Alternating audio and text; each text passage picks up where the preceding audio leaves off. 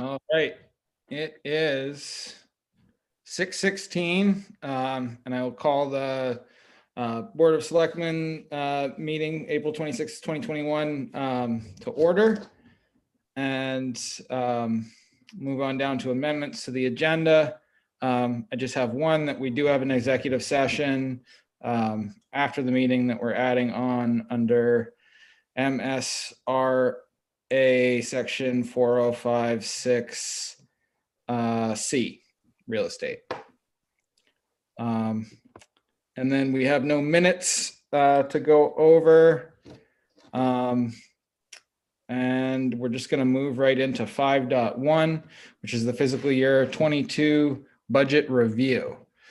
So tonight we're lucky enough to have two members of our finance committee, Ben Fry and Eva Fry, and we're going to go over our budget. And I just wanted to just touch base with everybody and just make sure the method in which we're going through works for everybody.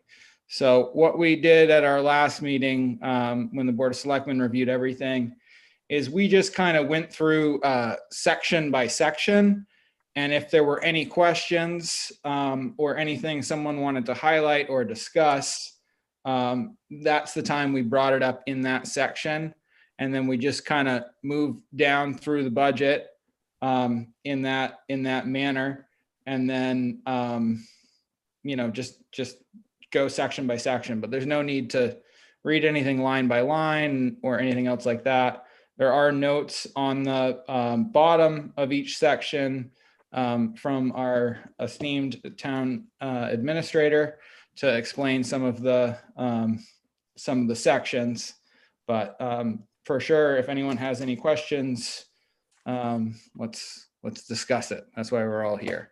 So does that sound good to everybody? We agreeing on the ground rules? Okay. Other than a slight correction, it's a town manager now. I don't want John to have a bruised ego. Right. I'm sorry, town manager. Thank you. Meant to say manager, but I said administrator out of habit. Sorry, John. The finance committee is already helping out. This is great. Thank you. Oh, our work is done. We can go home now. Go home. So we will start in the admin operations section. Is there anything anyone wants to go over in that? Any questions people had? I'll turn to the finance committee first. And if we need to change our method partway through, just let me know. If we want to discuss things, whatever. So yeah. Hold on a second. We got multiple screens we're dealing with here. Yeah, I am doing the same thing. Okay.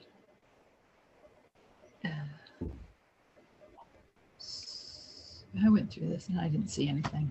Yeah. We're both good, I think, on this. Yeah. Okay. Is everyone else good on the board? Oh, I'm sorry. I apologize. One thing caught my eye, and it was a question for John. Yep. I'm assuming that when the new website went live with Civic Clerk, you canceled the contract for the old web hosting service? Yeah. Okay. Yeah, we got a credit back for we had to pay for the full year, and then they credit back the amount that after we canceled. So okay. And to that point, I mean that's kind of an interesting little piece because the website, we paid up front for the website last year. So our web costs, the only thing I put aside this year was for some minor billing for if we needed additional help on the site. Because if there's stuff outside of the scope of the regular help desk type stuff and we need stuff built or something, forms built or what have you, we'd have to pay for that. So I put a couple $100 in there for that. But we paid for 3 years of hosting and the construction of the site as part of our contract last year. Civic Clerk, however, we didn't do that. We just built it, but then we paid it out over 3 years. So those are two different. We just handled them differently. There's also the potential for us to gain some of that some of those funds recouped as part of the COVID monies that will come back. So that's, I don't, so just, and we didn't really talk about this last time, but I know individually, some of you and I have talked or what have you. I mean, basically, we don't really know what the rules are right now with how that COVID money will be handled. We know it's $180,000 roughly. We know it will come in 2 installments beginning in June. The rules aren't exactly laid out, although what we do know is that some lost revenues can be applied to this. COVID-related costs, such as the renovations in the office, technology needs related to COVID. If there is a legitimate need that we can point towards COVID issues, we can attach that as reimbursement. So even though for example, we had, from what I understand at this point, and again, rules can change, all the work we did a year ago should be able to be reimbursed fully by these COVID funds. So that means we can take that, that amount and really, I'm hoping, then replenish our, we took $30,000 from the reserve for municipal buildings to fund that. So that would then give us another 30,000. But again, with so much rulemaking still to come on that, I'm just very hesitant to count on where those funds will come from. But I think a year from now, you could have some boosted revenues or some boosted reserves because we're going to be able to attribute those back to the areas where we spent them. The phone system, some of the other stuff that we did in the office that weren't specifically bricks and mortar, or I guess sheetrock and wood in this case. That stuff I think will be able to come back to us. And I also think some of the stuff that we're hoping to finish up at the fire station as well. So that's a good thing, but it's not, you're not going to see that in this budget because it's some of it's in last year's budget and some of it is it's revenues we can't really account for accurately yet. Two things. One, could civic clerk perhaps be funded by that? Yeah, okay. That's my hope. Yeah, the website and civic clerk. Okay, and then the second question is, while this would be offsetting expenditures from last fiscal year and this fiscal year, it would appear as additional revenue for this fiscal year, and then basically increase our general fund balance at the end of the year. In part, yes. In part, no. The monies that we can attribute back to the reserves, I would say they would go back to those reserves. So for example, it would reimburse where the money came from to do the thing. Okay, got it. Right. We would not but like for example, this department here in admin, right? We spent I'm just looking at our year-to-dates that we have in here now. We spent $9,000 in supply, or $13,000 in supplies. Now, some of that is the new tables and chairs that we had over at the fire station for eventually when you move over there to have your meetings. These are things that would not have been purchased were it not for the situation we're in. But since that year will have elapsed, we can't really put the money back for a year that doesn't exist. So that money would go back to fund balance. Okay, got it. Yeah. So it's kind of a complicated mess, but we're going to have to figure out, make a list of what those costs are, where they came from, and then send that money back there. But the bulk of it is reserves. It's the building reserve and it's the town office or the computer reserve basically. We spent a great deal of that for some of our networking upgrades, so we could work remotely. So one question on that. The community room at the fire station, at one point we were talking, and Brian had put forth an estimate for audio-visual equipment. I kind of lost track of that. I'm not sure where that is right now. Just want to make sure if that's, it seems arguably that was equipment that we were doing to set up Zoom and make everything remote. In the case that we did have, have to go remote again. So if we can make use of that opportunity, I think we should try to do that. Yeah, Brian and I had a chat. He and birthday, as he mentioned at the last meeting, right? So he's out of town. He's now down in Wells, and living a dream. So good for him. But he and I had a chat about some of these things, and where he can support things that we have done. I mean, that's basically a company that he was using, that he had established, and he was going to do consulting, and it was through that a lot of this work was done. And in some cases, it's fairly easy to do remotely. This is obviously a new project that we really never got off the ground. So I took the RFP that he had drafted, and I sent it around to a couple of AV outfits to look at, just to give me a price. What do they think it would be? What are we talking about? To at least, like you said, to get the ball rolling again. I don't know when be ready to be there or what have you, but I think the main thing is we need a new price. Just what does that look like, and then go from there. There's some other things though that are probably more pertinent in terms of building maintenance. We have lighting. We talked about lighting, the parking lot. Those were things that I think that were really important, and getting something so that people can exit and enter the building safely. I mean, I think that's first and foremost. Yeah, no doubt. I'm just regarding the funding for pandemic funding. If there's definitely. if Yeah, there's sorry. arguably a way that we can, say that this is specific to that, and there's money available, we should try not to miss out on that opportunity. Yeah, absolutely. No, I totally agree with you that.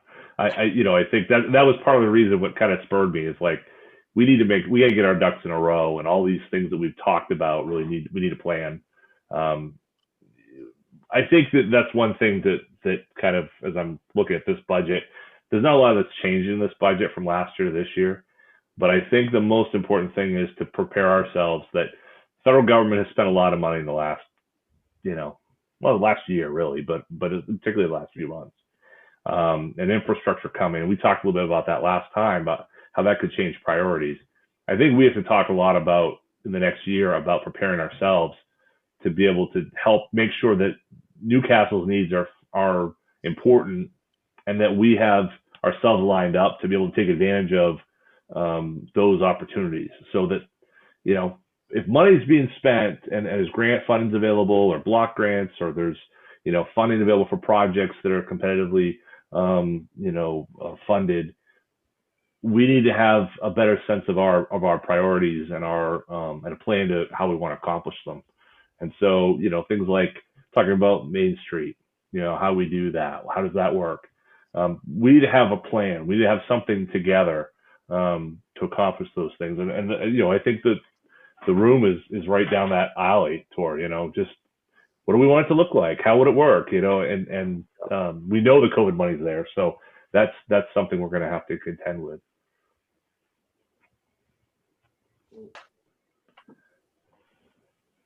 All right. Anything else anyone has on that? And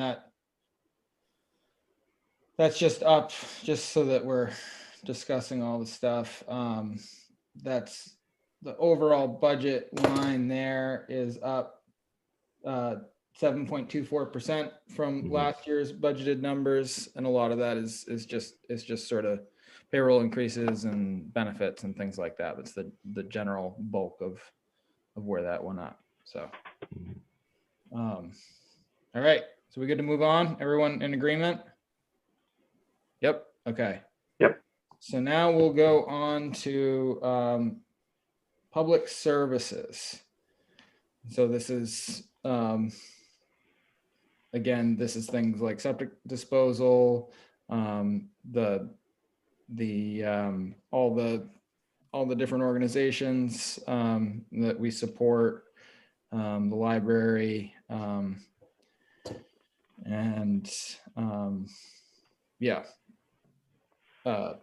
CEO compensation, all that kind of stuff. So Does anyone have any questions on that?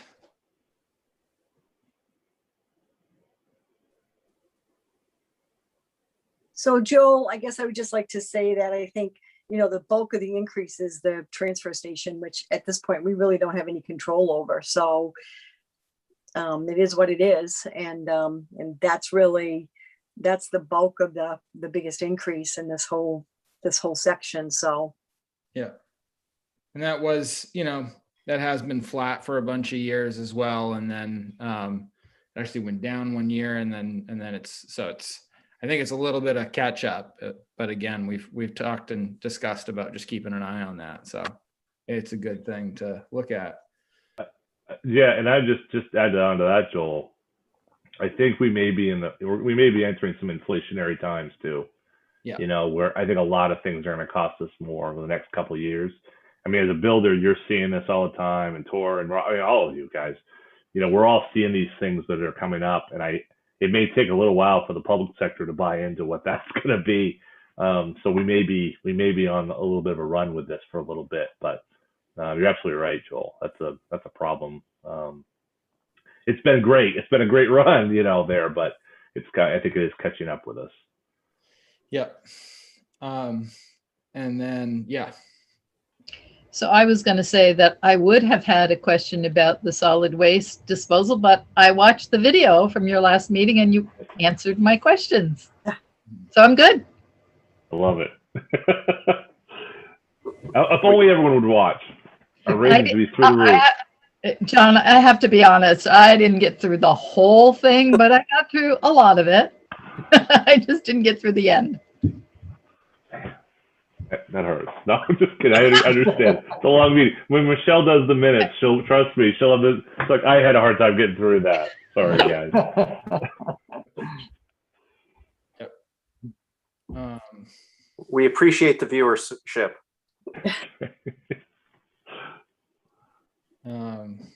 Okay. And then,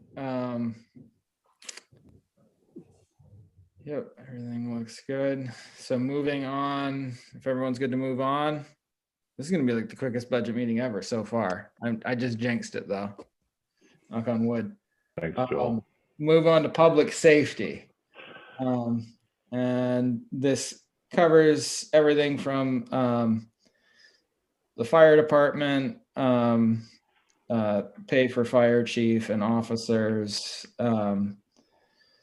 everything in that line, animal control services, all of our hydrants and streetlights, and no, that is not. Yeah, that is in there.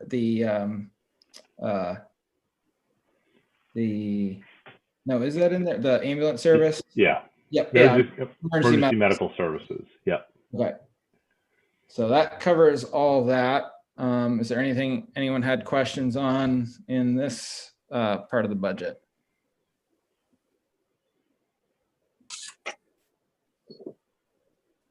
No. And this is something, I'm just trying to think how long we've been. Yeah. All right. And again, I think some of these numbers we're going to see, especially in the ambulance service. I know it's been a hard year for small ambulance services all around the country. I was just reading an article on Sunday about it, and it was focused in Oregon, but it was going over all the smaller ambulance services that are shutting down because their lack of revenue over this year. So I'm just putting again in my plug to that, as the towns, we need to make sure that we're supporting this organization and giving them what they need to keep their staff up and lights on and everyone, getting a living wage. So I think we will see some increases there. Tor? Yeah, before you leave there, Joel, your comment made my eyes catch something here in streetlights. And FY 21 was 7,500. FY year to date is 4,700, and then FY 22 is 7,500. But it's a 0% change. Right. Just maybe you can explain that. Yeah, no, that's a good question. So this, we're still, while we've received all the invoices, we haven't really converted those all into the loan yet with the first for the streetlight conversion. So I'm still trying to. I haven't yet really seen what that number is, but obviously the payback, which includes our use and our the actual purchase, lease purchase of the lights themselves, has a 5.5 1/3 of a year payback. So the idea is that the loan note was pushed out far enough so that we were able to withstand 0 increases over that period of time. So that's why the line item is kind of right there. And also some of that includes the year-to-date monies, includes some of the monies that should have gone into the Academy Hill. So that's why some of the year-to-date numbers, which you look at them, if you look through the budget, aren't necessarily entirely accurate, because a situation like that, we just applied all that to that one line, and then we have to, work it out backwards. So the short answer to your good question, but I haven't added a lot more detail to, it was really unnecessary, is that I expect that number will be at that 7,500 number or less this year, and then in future. We just haven't kind of wrapped up all the paperwork on that with the first. So I think that number will be good, as we move forward. Should that be something to show up in debt service though? It could.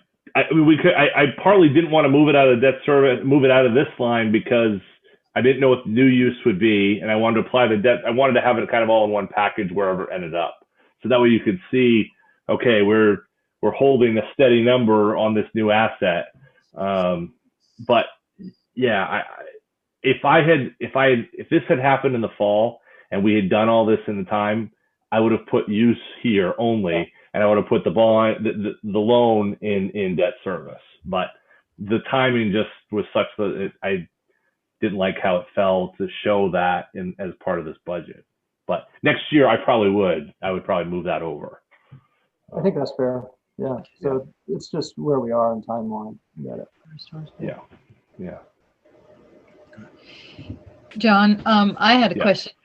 Actually, you brought up the LED streetlights. Mm-hmm. It's been a couple of years since you've seen me or since I've been involved, but I remember that we did the conversion in the firehouse to LED lights. And so my question is, on the fire station electricity line, where our year-to-date is only $1,200 and change, and fiscal year 20 actual was 2151. Do I assume that is a reflection of the reduced usage because of the LEDs? Yeah, I mean, we can't say for certain, right? And there's a lot of it. There's the bottle refilling machine. There's electricity that runs on that, and there's a lot of fans and so forth. But I think for the reason that when you guys went through this a number of years ago to do that conversion, it's clearly paying off dividends. I think that it'd be hard to argue otherwise. And in fact, to that point, we also, when we did the town office work, we changed out the lights as well. We did that, and we've already started to see a decrease in our electricity bill, even in spite of the fact that we had, I know this is the other section it was just left, but and in spite of the fact that we have the heat pumps in there, we still don't have a full year, but I think we're starting to see, some of these changes to the electric kind of based fuels and the more efficient lighting is really having a benefit on the bottom line. Yep. So that's a good thing. Yep, it is a good thing. So I certainly think that COVID plays a part in it too, because, we haven't had the meetings in either one of these buildings, like the late night meetings in the winter time, and where the heat would have been, higher. And, I mean, we've had a whole year of not using these buildings at all, basically, and off hours. I'm not the fire department in the sense that if there's a fire, they used it, but we Right. didn't use the community room like we normally did. And I don't know that that makes a huge difference, but I think the LED lights certainly play a huge part in that. But I also think that, you know, these buildings have not been used to their full as what we would have the year before that either, with all the meetings and late nights and long winter nights and long winter selectmen's meetings that went on and on and things like that. So You make me miss all those, Wanda. maybe I should say that the code meetings too. Yeah, you know, a lot of them part of that. Those went on and on and on and on for Good years. point. If only there was someone here we could blame for all those late night code meetings. We're all to blame. We all were involved. No, let's put it on one person, Wanda. No. Ben, we were a team. We were a team, Ben. For better or worse. It was a lot of late nights, though. That's very true. A lot of late nights. All right. Anyone have anything else on that? Move on to the fun one. So we'll move on to public works, and it looks like we've done really well in this line because we actually have a decrease of 15.23%, but we've moved a couple things around.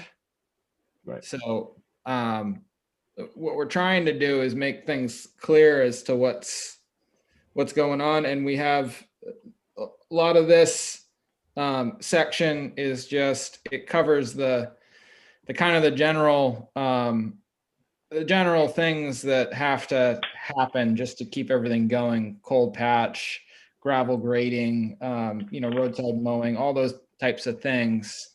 And then the projects have kind of all been lumped into one category, so it's easier to look at. And so we'll get to that later. That's the road maintenance projects.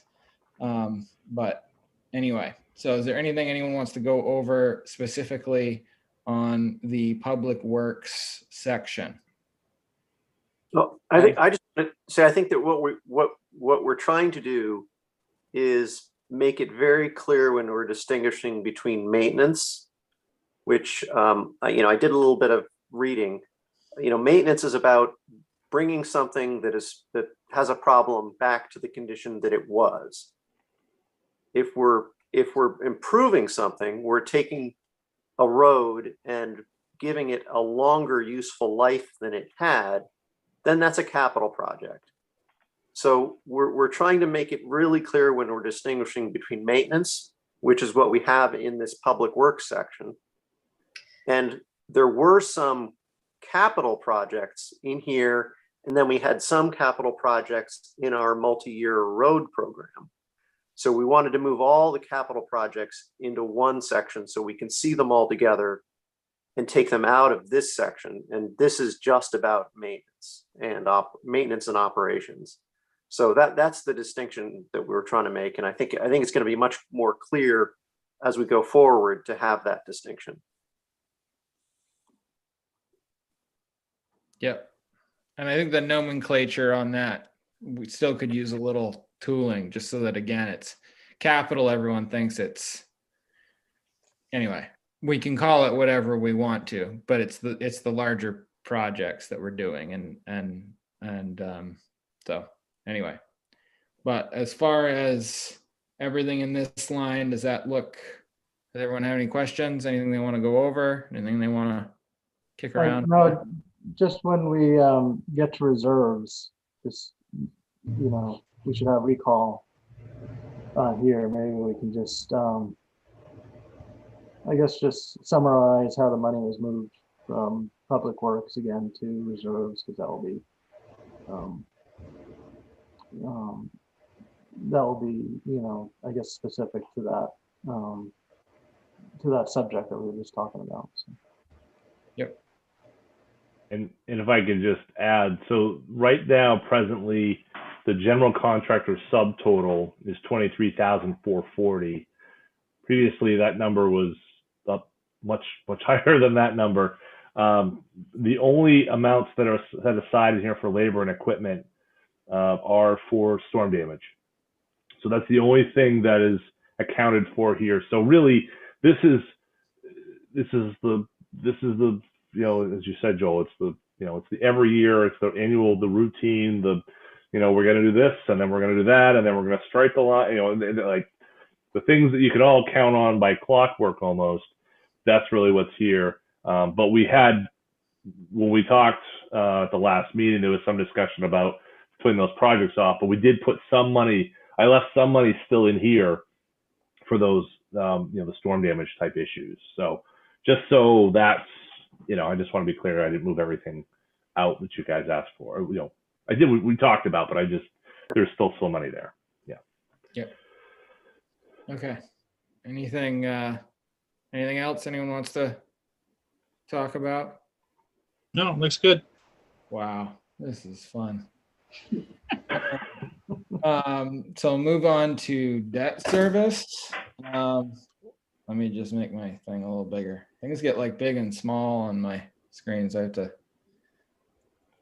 make them work. So we have this is all our loan payments. Our loan payment on the fire truck and our loan payment on Academy Hill Road. Those are the only two things that we have in this line. And so obviously the Academy Hill payment is a new one that we didn't have before. So that's the increase there. That's why it's a 307.77% increase.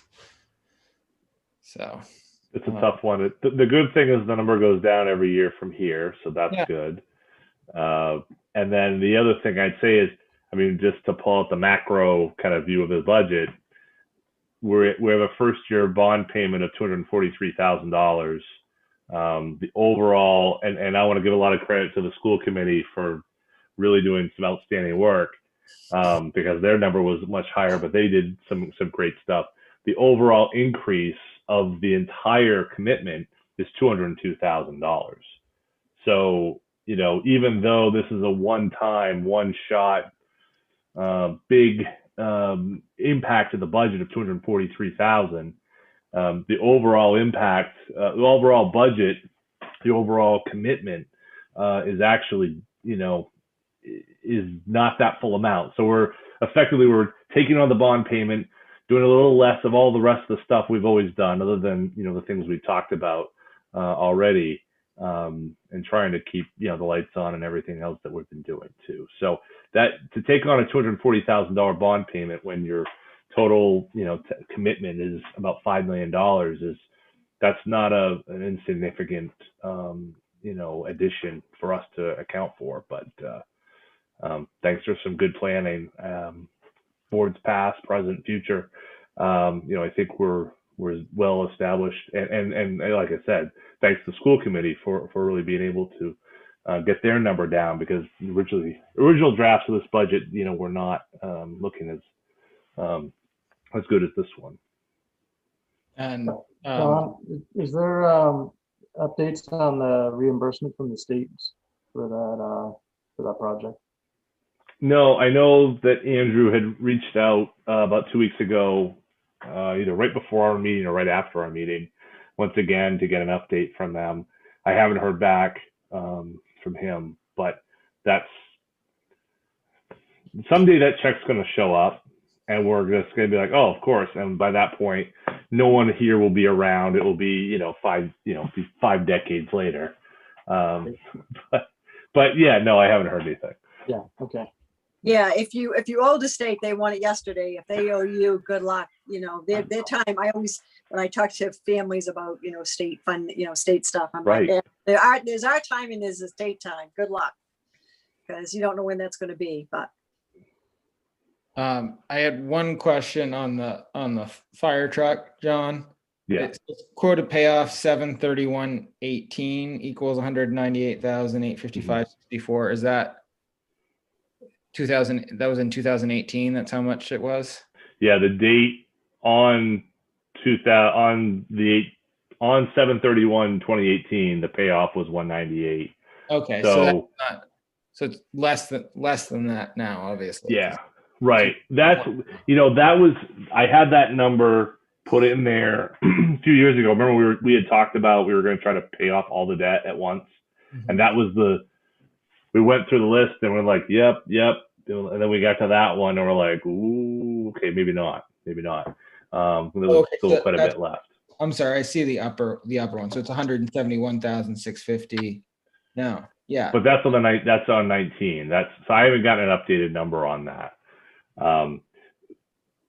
But the other thing I'd say is the rate that right now we're paying of 4.19. Yeah, 4.19%.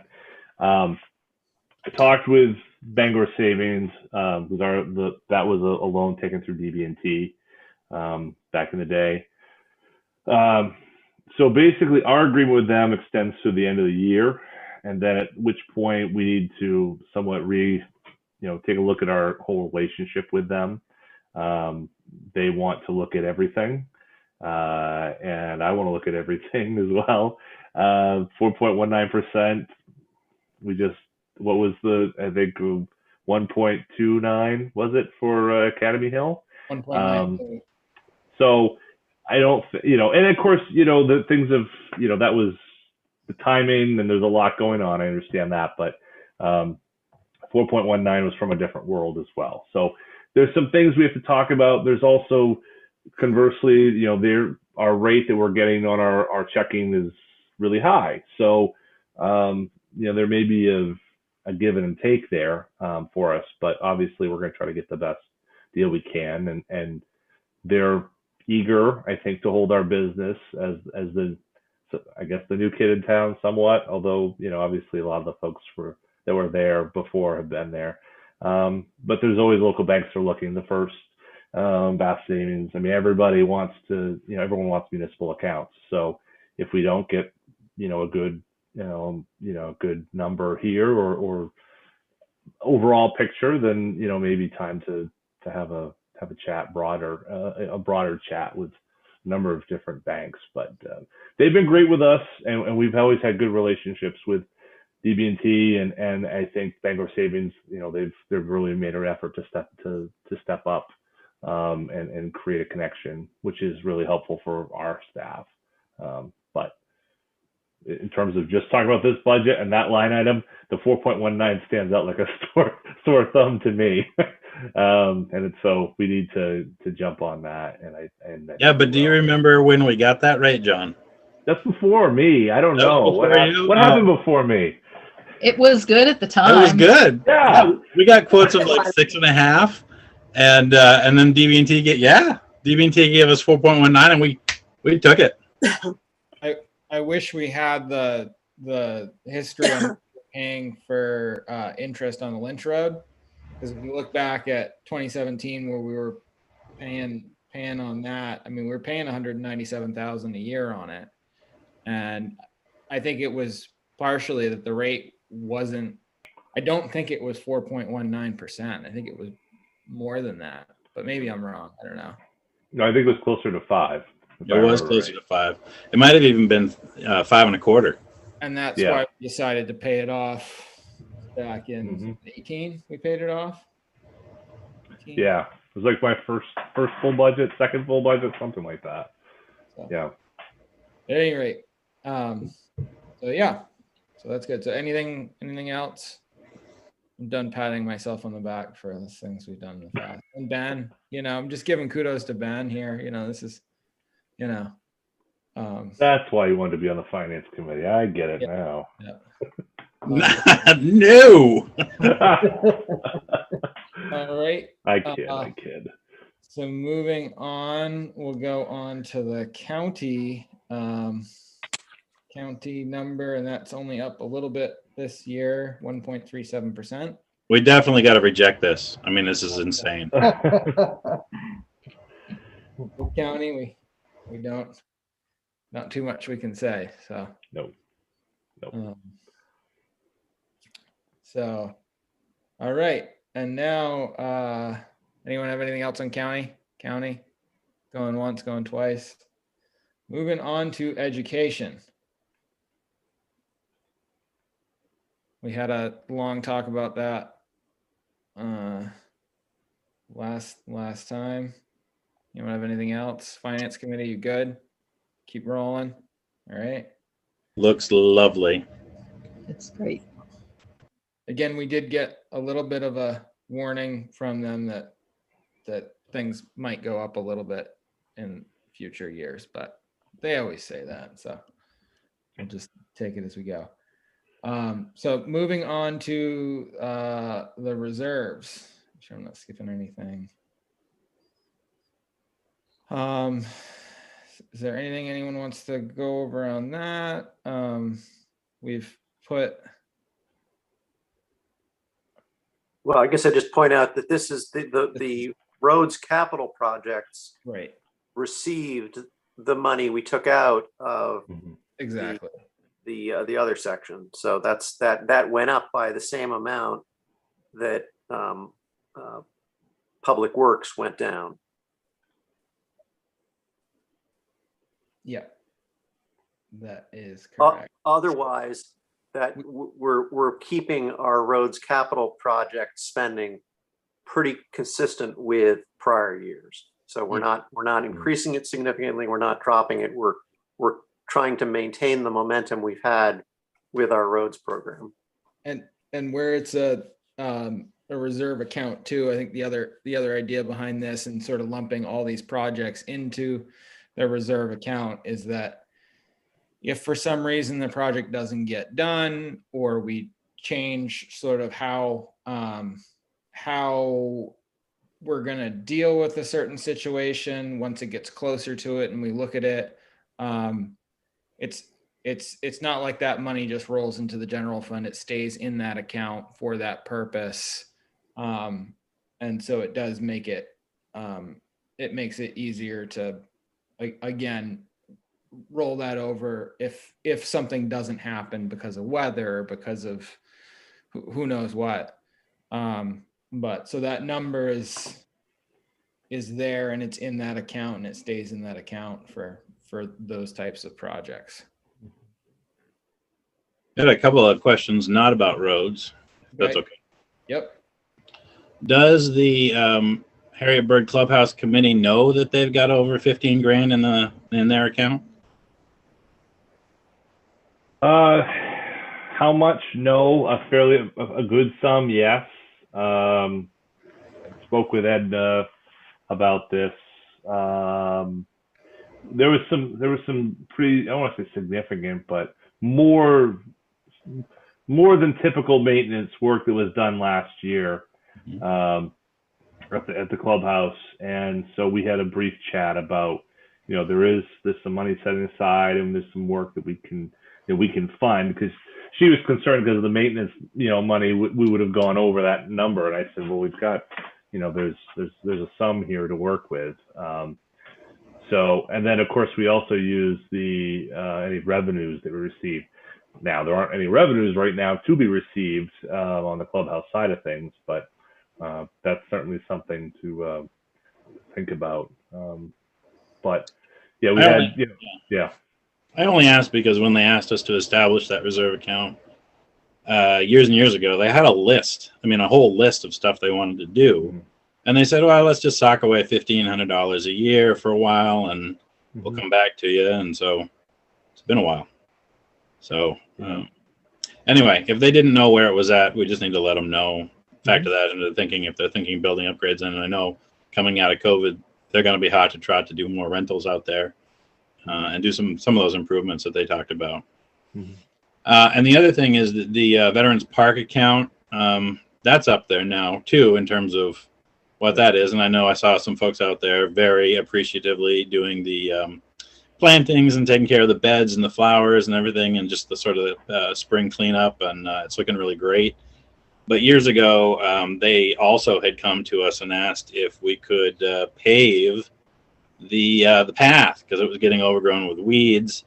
At the time, Steve went out there, I think, and just hit it with a bunch of Roundup. But if you look at it, it's getting kind of weedy, kind of overgrown. So I'm not trying to create projects or anything like that, but I do remember that specifically that was why they asked us to create that reserve account, because at the time we said we have no money.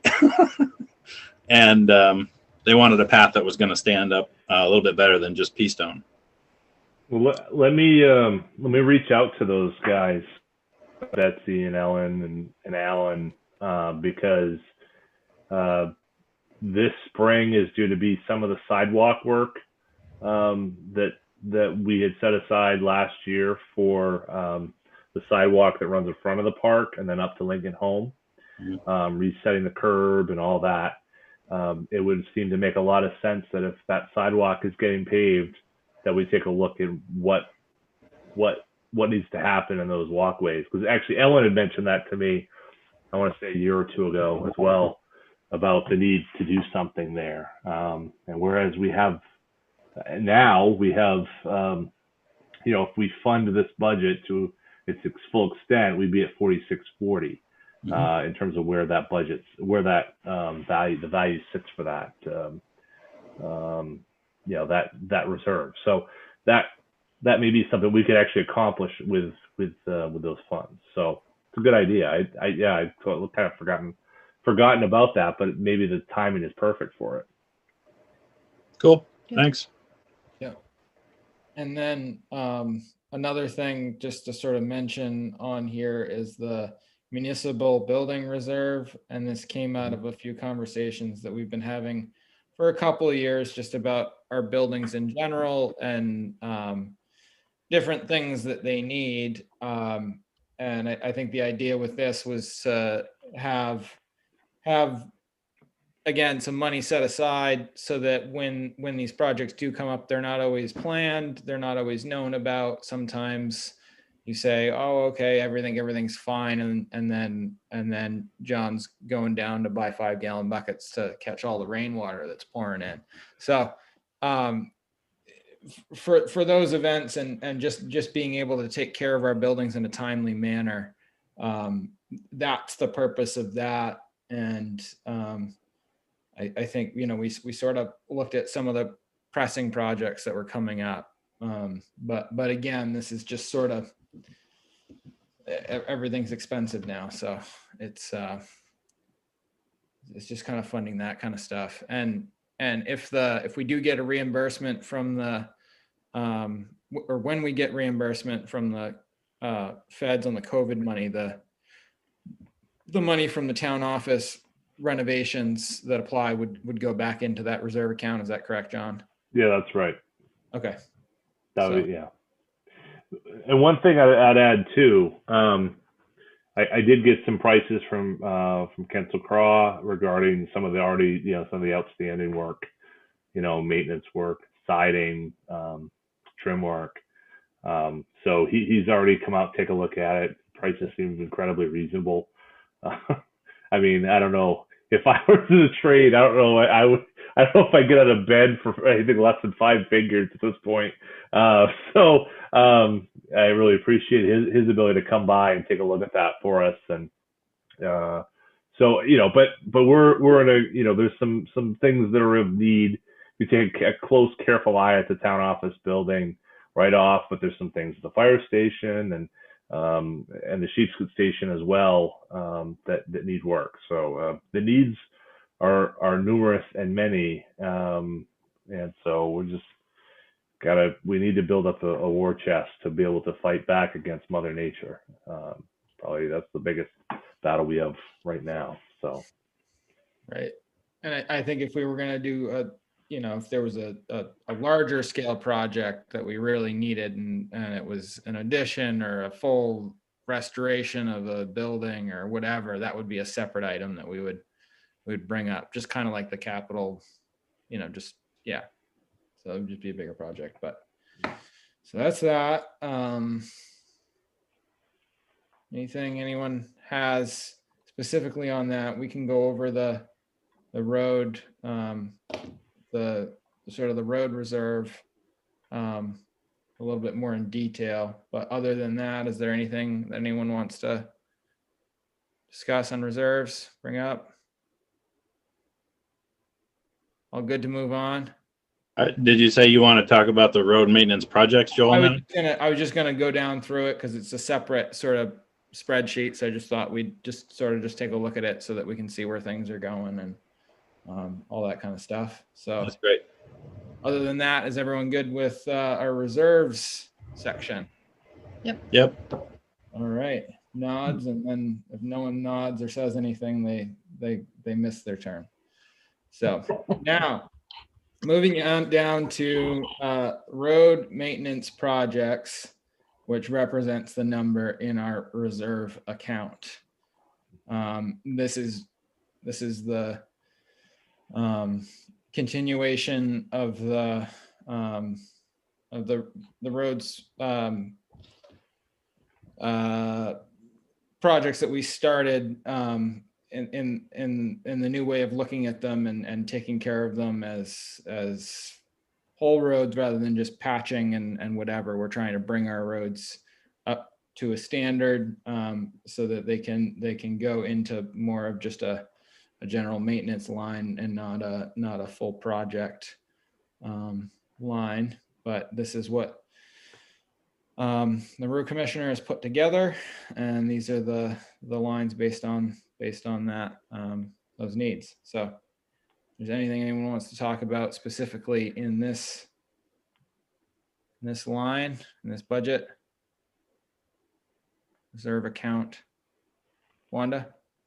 So I just have a couple of concerns. I think, and I know I've said this numerous times, but this is where we spend the majority of our money. And I'm not saying our roads are not important, because I think they are. I'm just a little concerned that, we're going to have a tax increase on some of our residents coming up in this coming year. Certainly, probably not all, but some. And we don't know exactly what that's going to be. But when I look down these projects, when I look at the East Old County Road and the West Old County Road, and I look at guardrails, I mean, we're looking at like 80, almost $90,000 in guardrails, new and used. And I would think that on some of these roads, like on the West Old County Road, I've already had some residents out there call me, and they're concerned that their road is going to turn into, I don't want to say a super highway, but they don't want to make it so that people travel a lot faster down the road. Now, certainly they don't want pothole city, and this road certainly needs attention, but they've got some concerns. And I just look at, I know we need to fix roads, but it seems like we do it to the max. And I know that, we need to do a good job, but I don't know that we need to spend all this money on all the extra bells and whistles. And maybe I'm totally wrong. But there is an end, and I think that money could be used, in another year for other things. And I just have a concern that, these are huge numbers, and I certainly don't know what it costs to build a road, but I certainly know that we can build a road without all the bells and whistles, and we still can have a really nice road. So I just have a concern with that. I just think these are huge numbers. And I just think some of this might just be a little overkill. That's my take. Okay. Rob? Yeah, I guess I have maybe a procedural question. I've been thinking that the actual project list is not part of our budget per se. We're putting in our budget, we're putting money into the reserve fund from which we can do the projects that we determine are necessary. Of course, we got our recommendations from our road commissioner, but it's the Board of Selectmen who have to decide which projects to actually execute. So I guess maybe that's just a procedural question. We're not voting, when we vote on the budget, we're not voting on the roads projects. That's a separate decision we'll need to make. Am I misunderstanding? No, I don't know. I think that, this is, the budget is always, it's a list of what your priorities are. And so you do somewhat say, this is why I need the money, because I want to accomplish these 5 projects. But in reality, none of that money is spent until, and particularly in the case of roads projects, that money is not spent until the 4 of you say, or 3 of you say, yes, we want to do this, or no, we don't want to do that. One thing that I think we haven't done, I think, as well in the past, perhaps, is to really sit down and the board just kind of go through that project list. I mean, effectively, the board has said, the road commissioner is knows the lay of the land, and we really want to work from that level of expertise. But I think there's always a role, and the way that the contract is set up with Hager Enterprises is that the projects are board directed. So, right now we're at 668,000, I think, is the amount of money that's supposed to be put into Rhodes Capital Reserve. $0 of that is spent right now. And we have, so then the question is, how is the first and all the other dollars spent? And that's really up to the four of you to determine. You could look at this list and say, yeah, that's great. Or you could say, I think it's hogwash. We should put 668,000 alone into, I don't know, something else. You guys, the four of you, really set those priorities, and set the scope of work of sorts, but really the scope of what you want to accomplish. So I think, if there's specific desires we want to, the four of you want to see, eventually 5 sometime, then that's what the road commissioner has to follow. And thus who's being hired and the job they're accomplished. So there is a bit of chicken egg, and that, you come up with the money based upon the projects that you want to see accomplished. But on the other hand, in terms of procedure, I think your question, Rob, none of that is spent until you say so, and you give the go ahead. And I think we could be more formal and more, in terms of the board's process, be more involved perhaps in saying those priorities. Yeah, I think that's my point. I think we've had I'm fully supportive of the process that started in the multi-year program to really address our road. We've also talked about that it is our responsibility, and that at some point we'd really like to have a full inventory of all the roads in town, and a more formal inventory with conditions and needs, for each road that could be used to help us understand how our priorities are set, help us set the priorities for the roads that need work. So I think to my mind, this list is absolutely, I agree, necessary to come up with, an understanding of how much money we need to put in the reserves. But we've got more work to do in understanding and reviewing the project list and making sure that it has the priorities right. So I guess my main point is I don't think we need to nail that down tonight. It was really about that list helped us develop the reserve number. But as you said, none of it's spent until we are comfortable with the projects being defined and how they're defined. Yeah, and I think that's something that's something that we definitely need to look at in the next coming months as we're getting into actually planning these projects, just so that we can actually make sure that we're everyone's comfortable with the scope of the work and everything else that we're doing. And I think it's also important to perhaps, again, it gets hard in the summertime because that's when all the work is happening. So don't really want to drag the commissioner in to go over next year's projects, but perhaps, earlier in the fall, just sort of going over that list a little bit more before the budget, just so that again, everyone has a little bit more of an understanding of what's being put forth. I mean, the idea was that we're asking things to be done to a standard, and that's what we're being quoted. And in previous conversations with with the road commissioner, it was, you know, it was expressed that we're not going overboard with, you know, to not go overboard with these things, but to do them in a way where we have safe roads and roads that are not gonna degrade quickly, so that the work is done right and all the proper things are done at the right time.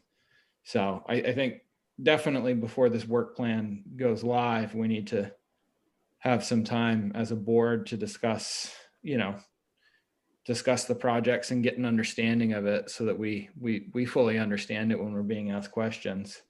But it's also sort of a goal maybe to set for the future to keep some of these conversations going a little bit more throughout the year, so that we're not just hitting them all at once. And so yeah, Wanda, you had your hand up. Yeah, no, I was just going to say, I agree with Rob. I think it's really important that the selectmen do take a better role, because certainly I've only been on for the last year and a half, and the last year's been just a crazy year. It's not normal. But I don't ever remember being asked about what the board's feeling of what roads might need to be, you know, our take on what roads we would like to see done. We've always kind of been given this draft of what the plan would be. And as I look at future projects, there's a couple on there I'm thinking wouldn't be on my list. But anyway, I just would like to see, certainly I won't be part of this in a few months, but I would like to see the selectmen take a much bigger role in being able to kind of pick and choose, because I know Joel's talked a lot about his end of town really in the last few years hasn't gotten a lot of attention. And I think, they pay taxes too.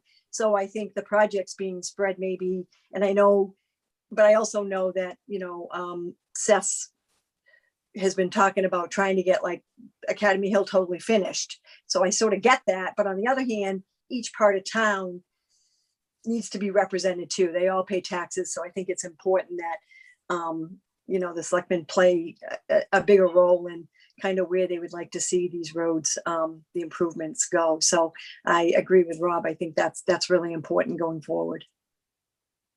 Yeah. Ben? So sorry, we kind of had it muted over here, and we're kind of laughing a little bit because we're reminiscing about times before when we didn't have this kind of thing, and we're looking at this and we're going, well, we always had something like this, but the truth is 2.5 years ago, when we were proposing starting this Rhodes program, Seth came and gave a really detailed presentation with a fine-grained list of details about projects that he wanted to do and in what year he wanted to do them, when and how and everything. And we were very focused on getting the program off the ground and getting it funded, getting it started, because our needs were just huge. We needed to fix everything. I mean, literally everything was broken. Everything needed to be fixed.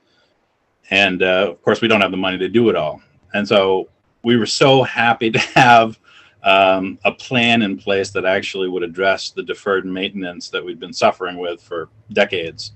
That we, a couple years ago, we said, great, go for it. We'll see if we can get the money approved. That project list looks great. And now here you guys are. You're able to actually say, we want to control that list a little bit more and pick and choose, because some of the needs are already being met. I mean, we're actually seeing work getting done around town. And so the list of huge things that need attention is shrinking, which is great. I mean, it's awesome. So, I mean, like, big kudos to the whole Rhodes project. I think it's moving in the right direction. And, roads are an endless pot that you can throw money in forever and never fill it up.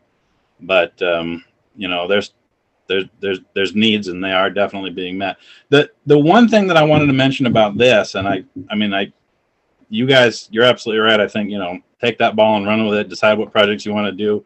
I'm fine with the dollar amount in terms of how it impacts the whole budget. But going back to something John said earlier, I'm remembering when the last wave of money came around for infrastructure programs for towns and counties and things like that. This was under Obama.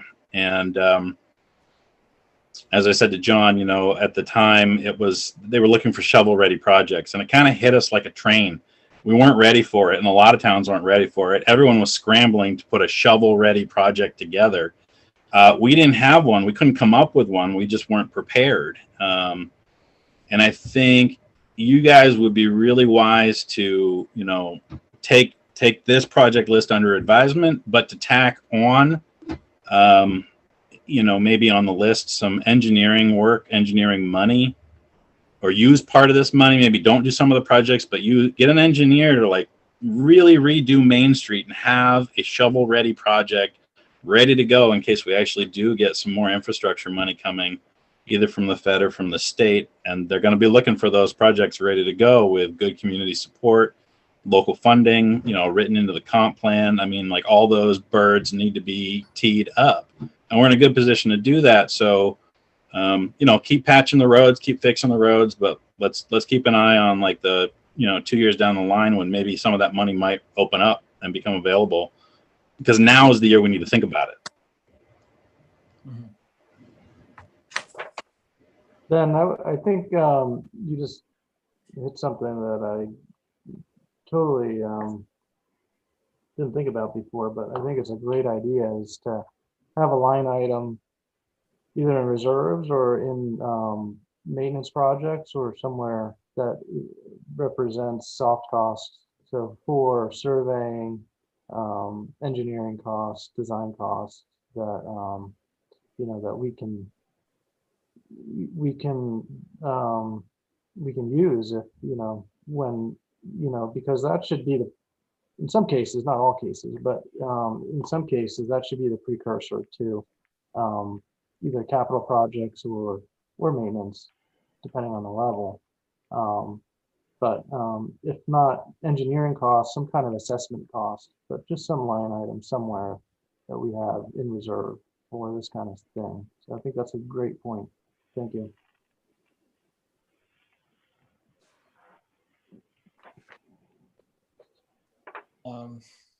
Is that something that we want to look at adding in this year, or do we have any concept of it, or do you have any thoughts on this idea? I think it's part of our capital program, so I think it's totally appropriate to use our capital reserve money for that planning, engineering effort.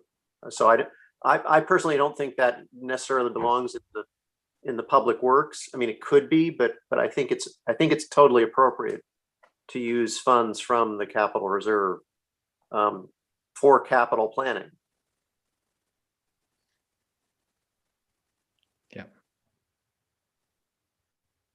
Yeah, I mean, it's great to have this project list here. It's always good to be working on the project list, but I mean, this is one maybe 2 years in advance.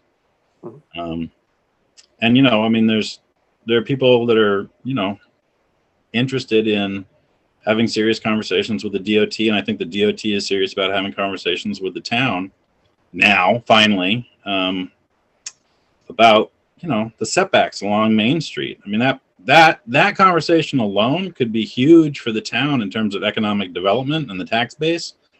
And all it requires is to have a surveyor and engineer go out there and determine some actual boundaries that we can then put a project together and present it and say, here's what our wants are.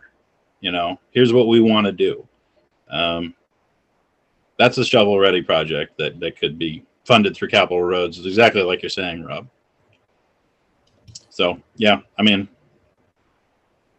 I'm not going to comment on the validity of any of these projects. That's up to you guys. But the dollar amount that the road commissioner is proposing, it's in line with what we knew it would be when we started the program 2 years ago. So. Okay. Anyone else have anything they want to discuss on this line? Okay. Moving on to revenue. And revenues are projected to be up 3.8%, which is Always nice to see. Anything anyone wants to go over with revenues, expected revenues? John's pretty careful with this stuff, usually. Yeah, and Joel, if I could just, I mean, usually I would be a little bit, I don't know if they're more aggressive, but you know, we don't have the audit yet, and that, you know, that I think puts even more brakes in my mind in terms of use of fund balance. You know, that could be a very slippery slope to use fund balance, and so I think that when we do have a clearer picture of that what that fund balance looks like, to go much above the 220, which is not an insignificant amount of money to be putting in to lower the mill rate, or conversely to fund capital projects. I know that was something Rob had mentioned last time. You know, that's not insignificant. And I think there'll be a much clearer picture in terms of revenues, in terms of federal help, in terms of all of that, that I think you'll have a clearer understanding of where you are. And so if you can operate a budget at 4.42% increase, you know, could you get it down a little bit? Sure, you could. You know, you could put in another $100,000 and get it down to a 2% increase. But the issue is, then it becomes in this thing where you lower the mill rate in a world where, if you believe what Jim Murphy, you know, kind of the revaluation talk of a third, if a third of the people's taxes are going to go down without anything happening, if 2/3 of people's taxes are either going to stay the same or go down, effectively you're dropping the mill rate for a third that will go up, and it won't be as much of an increase for them as it might already have been. And so it's a very difficult thing, and I'm not speaking for it against it as much as saying use of fund balance to do anything other than to probably maintain a stasis, some sort of level playing field, until you have an opportunity a year from now to really say, okay, these are the tools now before us. We know where the COVID money is. We know where you know, what's going to happen with some degree of the infrastructure money. We know what we have in fund balance. We have our Academy Hill bond is set. I think that really is what you want laid out before you a year from now. And so using too much now removes one or two of those tools potentially, or at least the heft of them a year from now, when I think they can be very, very helpful for you in maintaining a level mill rate after the reval, because there are changes you can make this year, but the mill rate's going to change regardless of whatever we do anyway, just because of, you know, what the process is. To me, the trick is, can we do what the town of Newcastle has done the last 5 years, which is maintain a level mill rate for an extended period of time, which is really unheard of. You don't see that any other place. But if we can do that after the reval, at a mill rate that's not 17.9, but much closer to 14, I think that would make a lot of people happy for a long, you know, and having that consistency. It can buy you more than perhaps what, you know, a little bit more use of that fund balance might buy you in a year like this. So that's why I was just a bit more cautious on that. And I just, Ben and I talked a little bit about this morning. And I know there's different schools of thought on it, but I just think this is one where, if you can hold off, I think you're gonna feel better about what you can do later on down the road. Can I ask you a couple of number questions there, John? Yes, sir. Fire away. So, not that you stack the deck against me with your preamble there or anything. Jeez. All right. So the numbers at the bottom of the page here on revenue. They're a year old. Those are a year old. So we're really talking about the numbers on the first page of the budget document you sent us? Yeah, the summary page? Yeah, the first summary page. So let me get back up to the... I just want to...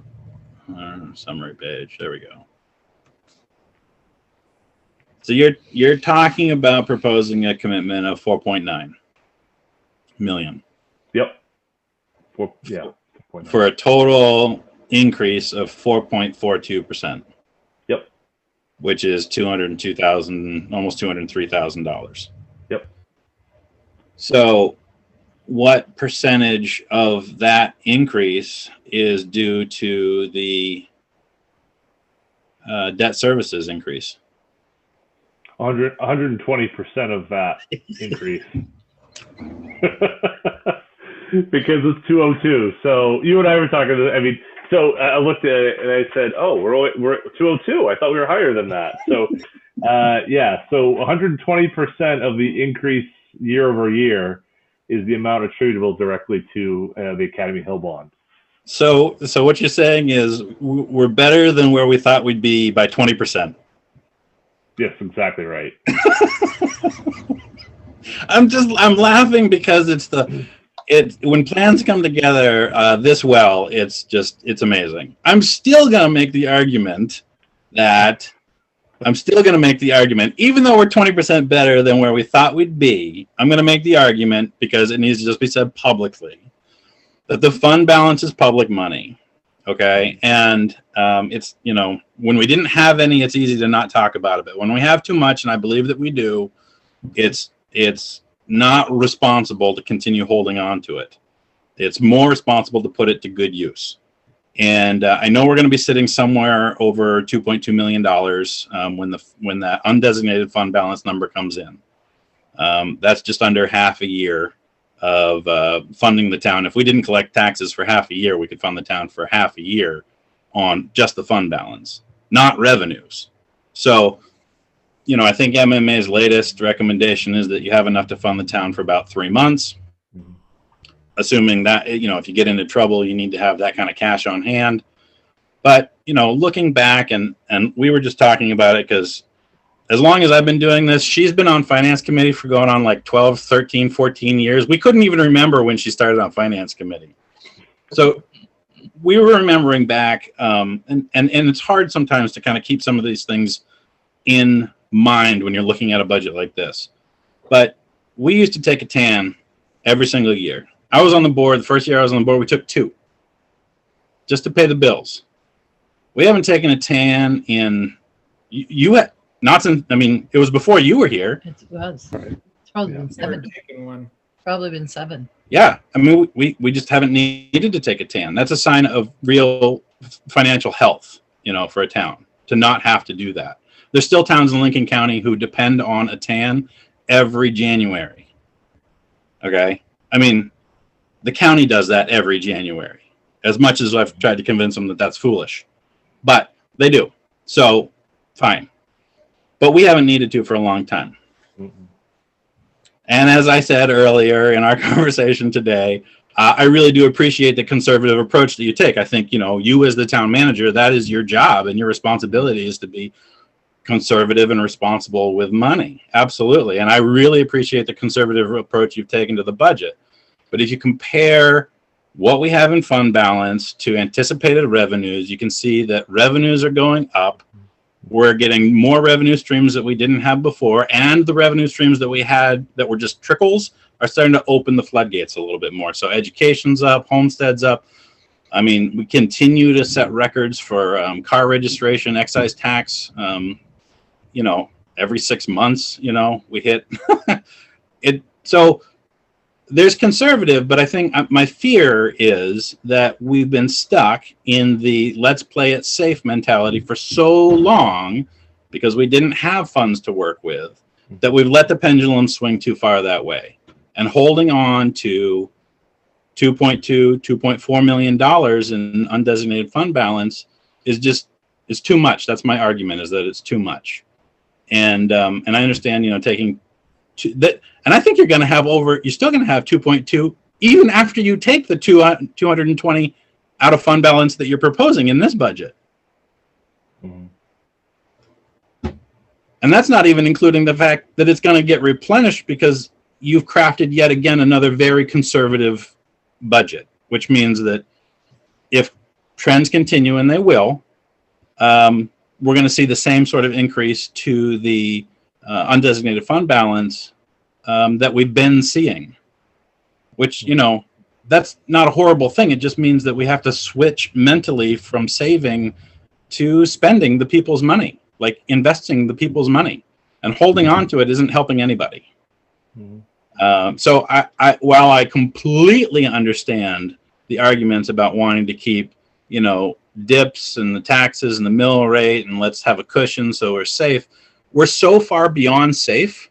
We're into, like, you know, wearing bubble wrap wrapped in a plastic suit with 3 parachutes, and you know what I mean? Like, it's so far over. I mean, I think we got to start pulling back a little bit. And that's the only thing I would say is that, you know, there's nothing wrong. It's not even going to hurt us. It's not going to make a blip. It's not going to make a dent. If we take another 907.45 out of the fund balance and make that 4.42 zero, it ain't going to hurt us at all. Literally. Even with the reval, even with COVID funds, especially with COVID funds. And so at the end of the day, looking at this budget, and I sent you a text because I think you did a fantastic job with this budget. I really do. It's, you know, it's right in line. It's exactly where we thought it would be. It hits all the points. No big surprises. Education, you know, worked itself out. Even if there's a big hit on education, even if there's a big hit on county next year, we're still going to have $2 million next year at the same conversation, and it's still going to be too much. So I'd like for the board to entertain the notion of just making it a goose egg, calling it good, because is it really not going to hurt us? And that's all of our money that we've put into that pot that's just not earning us anything by just sitting there. So that's my 2 cents about the fund balance. Thank you. Rob? I want to agree and disagree with Ben here. I think he's got a really good point that we've accumulated too much money. One of the problems from my perspective is we don't have our audit. We don't know how much money we have that's too much. So that gives me caution in doing something with it now. I would like to be able to do something with it now. I would like to be able to invest it in the town. I think my disagreement is the question of what we do with that balance. I think it's an opportunity to invest in the needs of the town, and whether it's expanding our roads program, whether it's looking at, you know, it's a pot that as our comp plan implementation committee moves forward and looks at some of the types of projects that the comp plan calls for, those are resources that we can potentially use to address some of those needs. So I think it's a golden opportunity having those resources. I don't think we should sit on them forever. I would rather not put them towards our operating budget. I would rather invest them in capital programs of whether they're roads or other needs. I think as a budgeting philosophy, I think conservatism is good. And this year, because of COVID, I'm more comfortable with that conservatism. I think that can be overdone, as Ben's pointing out. I think, you know, our estimates of how much revenues we're going to get. I understand, John, you've been cautious this year just because there's so much uncertainty. But in general, I'm inclined to think that we should try to be more accurate than conservative. And if we're up or down, that's the way it is. We're trying to aim at the target, not under the target. But again, there's so much uncertainty in the last year and this year. It seems like the uncertainty is going to break on the beneficial side for the town this going forward, but we don't know that. So yeah, I guess I agree and disagree. I think that money is money that it's not the right thing to just sit on that money. We need to use it, but I'd like to see how we can invest it. We've collected this means we've collected too much money in taxes over time. So we need to put that money to use. I just think we're not quite ready to do that now. Ben? One more point about that I forgot to mention earlier, which is one more, just Okay. one. It's like, yeah. Other towns around, and you read about it in the paper, they cut their budgets so close to the bone that when something a little unforeseen happens, a student moving to town or a road that gets washed out, they actually have to go back and call a town meeting, a special town meeting, to ask for more funds, and that results in a supplemental tax bill. We haven't had to do that, nor have we even approached the possibility of having to do that, nor would we have to even consider doing that with the money that we're sitting on. That's how big it is. I mean, I guess I'm not saying like, woo, go wild. And I hear what you're saying, Rob, but I get it. I absolutely get it. But like, I just somehow we got to recalibrate our thinking, and just pull the pendulum back a little bit from safety mode. And I hear you, because there is uncertainty about where the fund balance is, but it's over 2 million. I mean, that's actually all you actually need to know, because if it's over 2 million, it's too much. 3 months of, three months of operating with a budget that's just under 5 million is $1.25 million. So if you're over 2, you need to spend $750,000 to get back to recommended healthy levels. I would just again say that I agree with Ben 100%, but I also disagree with him 100%. And this is where we always sit at this time. I mean, it's why it's great having you back on the budget committee, so I get to listen to this again. But I think especially this year, I think it's important to be a little bit cautious. I mean, we've been lucky enough, we've been lucky enough to have support from the federal government. A lot of these, the county has gotten a lot of support from the federal government. A lot of, the ambulance service has gotten support, through PPP loans and other things that have come through to really help bolster things up. So I again just want to look a little bit towards peeking over that edge before I really start clicking my heels and going wild with it. But I also agree with Rob that using that money for a purpose when the time is right and when the planning has been done properly, I think is a better windfall for the town. Because I think, again, accelerating some of the roads that we need to have taken care of in a year where we have ability to plan and know what we have for resources available, I think is a much smarter way to go with with things, and just seeing where our next pressures are, because the town is changing a little bit right now. The county's changing, everything's changing. We have a lot of people moving from other towns in the state of Maine and from other places in the country, and so I think it'll just be interesting to see where that is. And again, much like the Rhodes discussion and turning that into sort of something that we talk about in bits and pieces over the course of the year, I think this is definitely something that we need to start discussing throughout the year, and that's something that we can work on in the summer, and that's something that we can work on. But I think next year, when you come to review the budget, you're going to say, wow, you guys are doing a great thing. You guys are spending all the money that you should. Your fund balance is in a perfect place. Budget's great.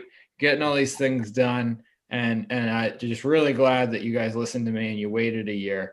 and you just sort of, you were wise with how you spent it, and you didn't just throw it at the budget. I think you'll sort of forget a little bit as to where you were coming from on this, and you'll say, I told you so. This is good. That's what I think you're going to say.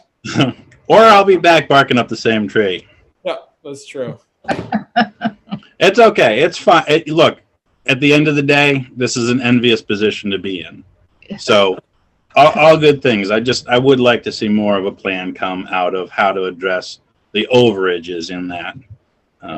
And being smart, good. Absolutely. It's a much better place to be than the absolute panic of coming into a budget season knowing that you have $12,000 between you and nothing. Mm-hmm. And that's it.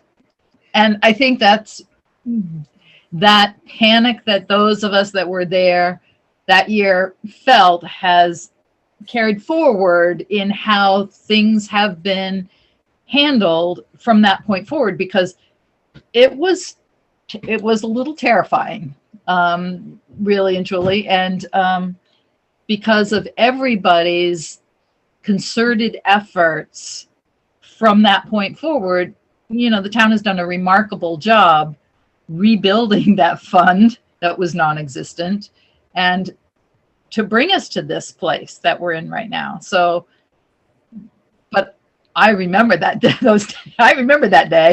I was on the committee for probably 6 months or so before we got to that point. I remember it was scary. Ron Grenier sat us down and said, you guys have $12,000 in your checking account. I think it was like $12,131. I don't remember the cents, but he said, you guys have $12,000 in your checking account. And 2 weeks later, he was like exit stage left. I mean, he was gone.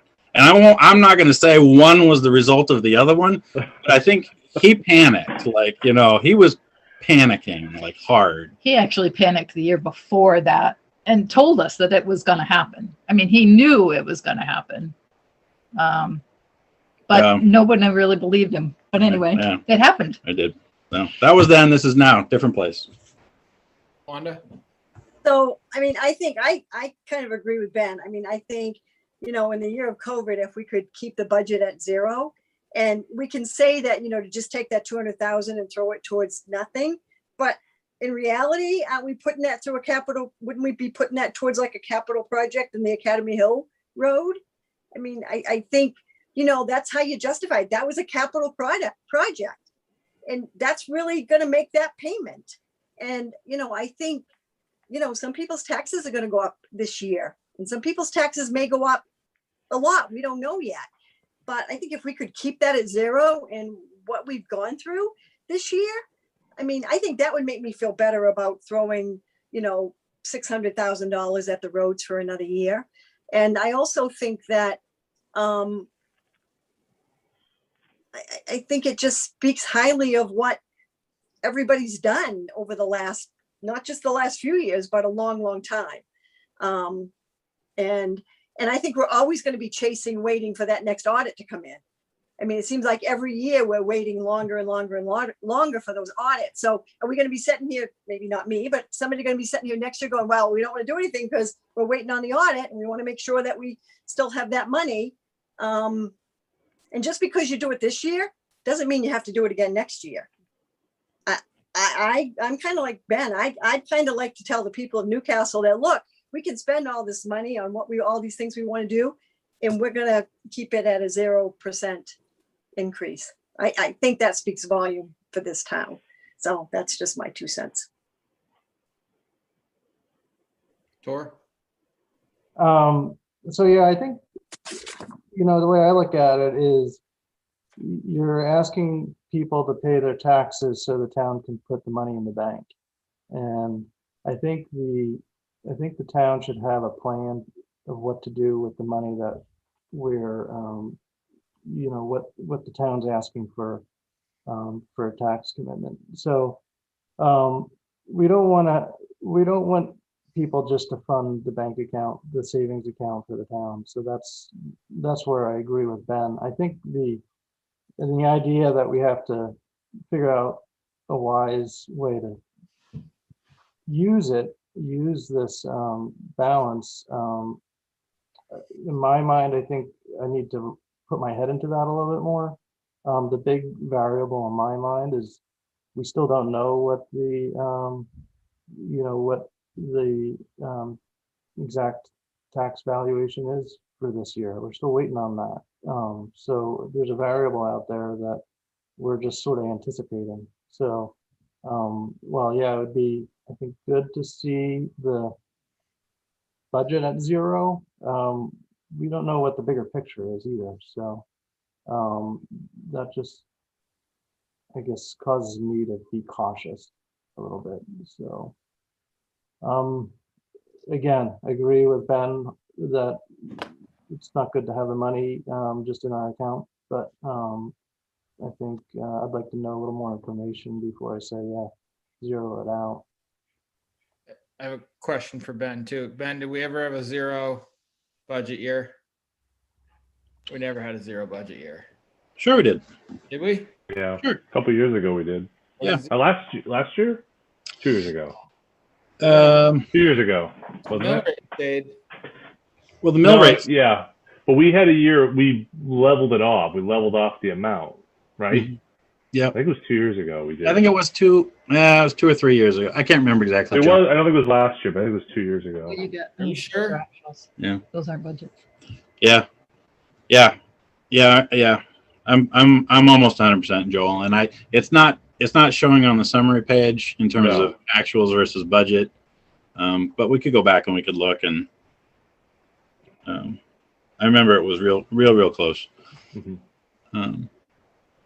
And I mean, that's great. I think it's good to have the numbers, but at the bottom, when I was asking you the last page on revenues there, the fund balance as reported in 19, I think, was 1.6. In 20, it was 1.9. So it grew 300,000 there. Last I heard it was 2.2, so that's another 300,000. I guess Yeah, the 2.2 though, that was the cash in the bank. That wasn't. that was cash in the bank. Yeah, that wasn't the fund balance. So call Fred, call Bill, press them a little bit on, at least if you can't get the whole audit, tell us what the fund balance is. And, if you guys come back in a week, if you have that number, maybe you can make, some sort of use of it this year. And like Wanda says, you're absolutely right. You're not just putting that into the budget just to flatten it. You put it towards something. Put it to roads. That's the biggest one. But, again, there's nothing wrong with playing it safe. Obviously, it's doing us really good. And I don't mean to say that we're doing a bad job. We're not doing a bad job. Playing it safe has done really good for the town. It really has. But it can just be taken too far. That's all. If it wasn't this year with curveballs right and left, I'd be a little bit more inclined to agree with you, Ben. But my only other concern is next year, right? I mean, so we say, well, we've had so many curveballs this year. Okay, well, let's say everything settles down next year. Trends continue, revenues overperform what we conservatively estimated that they would. Next year, we're in potentially even more of a pickle. We've hit the reval. We've got a lot more people with real estate here now. Taxes are going to look a little different next year in a very positive way. it's a good problem to have, Ben. Well, it's a great problem to have, but just the conversation that I had with the assessor kind of scared me in terms of the value added to Newcastle in 1 year. And I didn't watch did he report to you guys last week? No. No? Well, we had a discussion. We didn't have hard numbers. No. So, he didn't give you hard numbers, and I'm not going to quote him because that's not fair. He's not here to defend himself or whatever. But I will say that, on a good year in the past, on a really good year in the past, we'll add about $5 million to the taxable value of Newcastle, the total taxable value of Newcastle. In an average year, we add about 2 to 3. In a bad year, we add 1 to 2. Those are sort of the numbers we're talking about, and coming up on what's happened because of the COVID real estate grab and whatnot. It's it's factors of degree higher than that. I mean, and that has me a little bit worried. So I think that behooves us to have a really strong capital program in place. I mean, but both to serve the preparing in case there are outside resources that might come to bear, whether it's state or federal, and the resources we're accumulating ourselves. So I think that I hear you, and I think that those are really good points. But I think that to me puts that much more emphasis on making sure that our roads inventory is what we need it to be, that we have a better understanding of if we had extra resources, where we might put them on roads, where we might put them on some of the priorities that our comp plan identifies. So I think that gives urgency to that planning effort, and maybe using some of our money towards developing those plans with expert help, engineering, surveying, those kinds of things. So I think I think all that I hear all that you're pointing out to say that this is a great opportunity that we just need to make sure that we're ready for and that we prepare for. Yeah. Yeah.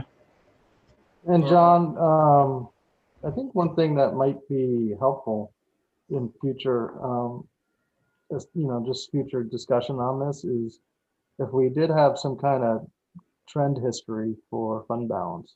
In other words, some kind of bar graph or chart graph, just historic data on, how that number's trended over the last, like we do for, for this, we go back to,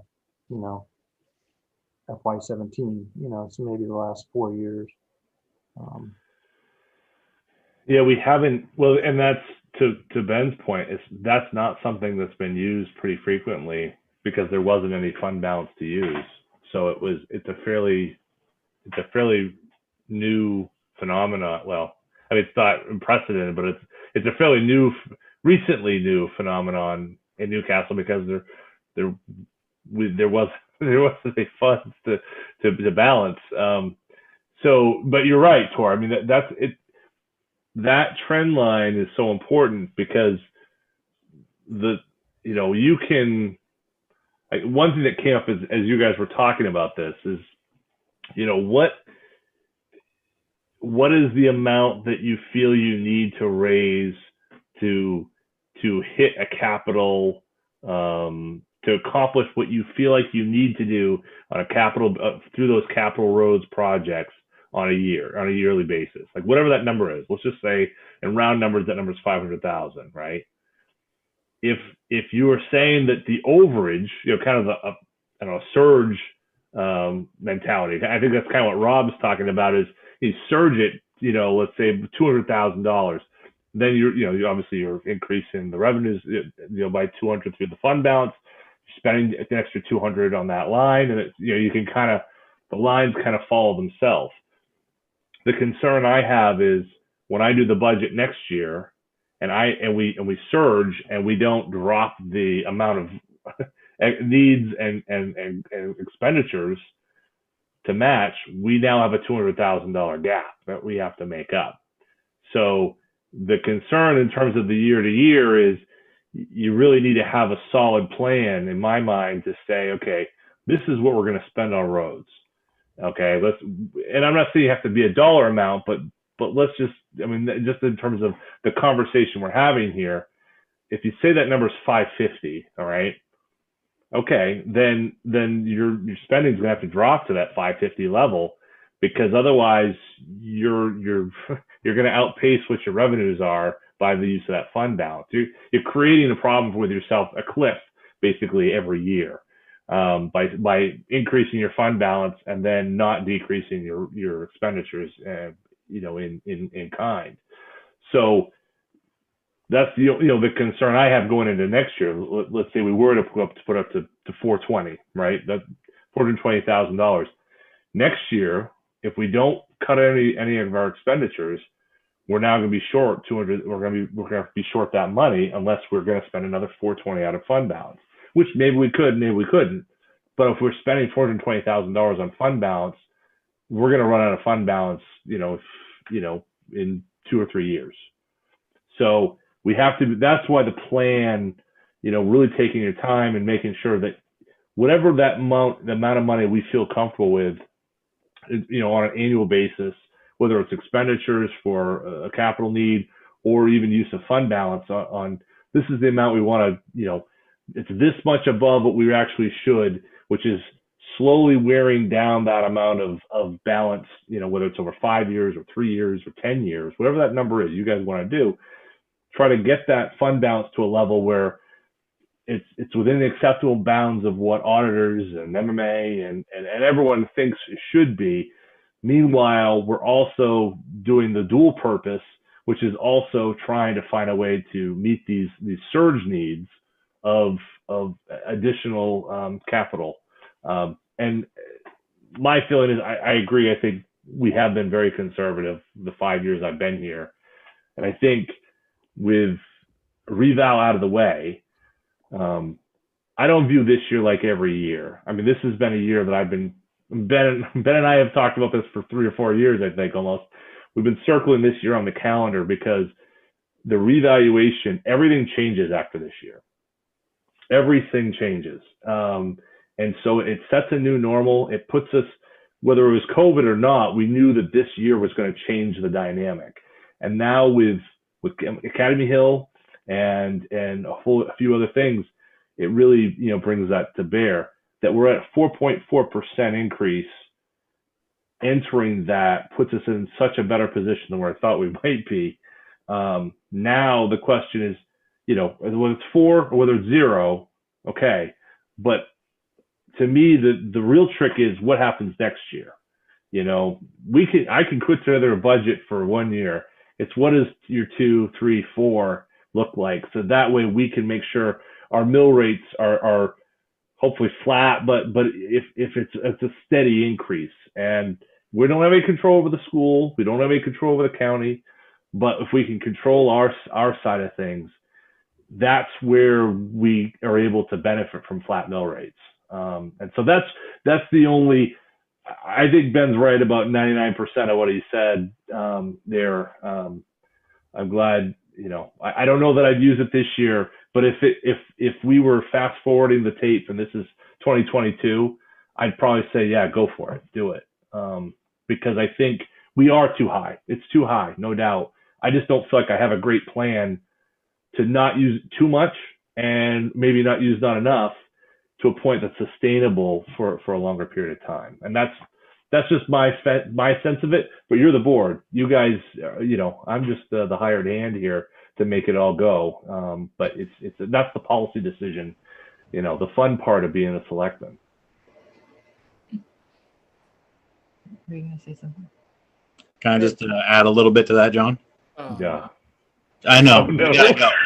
But the only thing I want to tack on to that is that it dovetailed very nicely that Jim was able to complete the reval 2 years earlier than he thought he would. At the same time that, going back to when we started the Rhodes program, this is the last year of the major investment in the Rhodes program before things can fall to that level that John's talking about. And that's what Seth introduced the program to us as, was you need to have 3 good Rob just dropped out. Battery's going down. Oh. Yeah, What Seth said, and I remember very clearly, was, you need about 3 years of heavy investment. You follow these, this 3-year plan of, that he's got, for the roads, the tree trimming, the ditching, the surfacing, everything like that. And then after 3 years or so, you can start to get a leveler feeling, and it's not going to stay exactly the same every year, but it's going to be a lot more predictable in terms of being able to set a number like you're talking about, John, and really, stick to that number, and you're over it a little bit, you're under it a little bit, but you're around there. And I remember this was the year. This is the last budget that we've had to think, we really had to stretch ourselves, maybe beyond, what we're totally comfortable with spending on roads, but that gets us into a good place, a good place. So I think it's fantastic that it just happened to line up with the reval being done. COVID threw us for a monkey wrench, but again, these are all actually good problems to have financially. Yeah. Cool. Does anyone have anything else on the budget?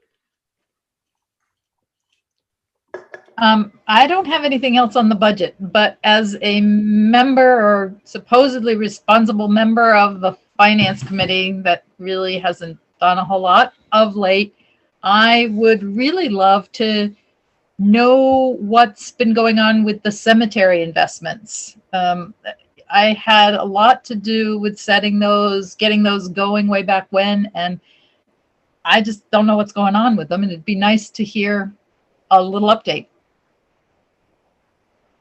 Doesn't have to be now, maybe, but I don't know. We don't seem to have meetings, so there's not really an appropriate time to ask. Yeah, no, it's true. So they're still with RBC.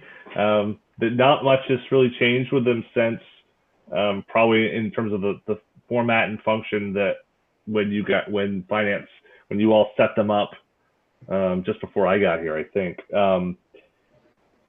We did have to withdraw a pretty decent amount from the Sheepscape account, and that was to cover the tree removal. Not sure if but that was whichever of the accounts. There's the two accounts: there's the perpetual care and the maintenance. The maintenance. We had to withdraw from that to cover the removal of those giant trees, which were falling apart and breaking stones left and right. So that hurt us considerably on at least in terms of the withdrawal part. I would say they've working with RBC has not been the greatest. They were slow to respond to our needs in terms of withdrawal, non-returning of emails, blah blah blah blah blah.